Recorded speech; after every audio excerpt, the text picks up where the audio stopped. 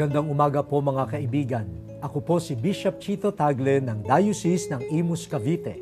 Tayo pong magkape at pandasal. Pagnilayan po natin, ang krus ng pag-ibig ay matagumpay.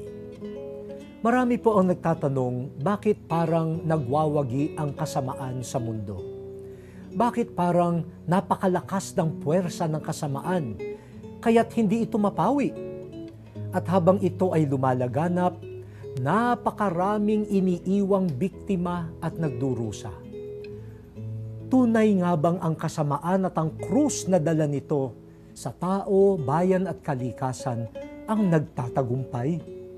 Sa mata ng pananampalataya, hindi tayo papayag na kasamaan ang matagumpay.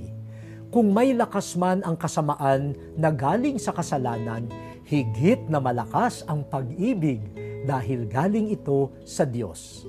Kaya lang, ang pag-ibig ay isa ring krus dahil ito ay paglimot sa sarili upang mag-alay sa Diyos at sa kapwa. Baliktad po ang kasalanan. Kinakalimutan ng Diyos at kapwa upang mag-alay sa sarili. Subalit sa matamis na krus ng pag-ibig, nagtatagumpay ang Diyos at ang pagpapakatao. Huwag tayong manalig sa bulong-bulungan na panalo na ang kasamaan.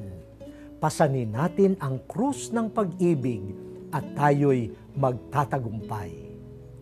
Manalangin po tayo. O Diyos, salamat sa pag-ibig na nagtagumpay sa krus ni Jesus. Tulungan mo kaming magpasa ng krus ng pag-ibig sa aming buhay. Amen.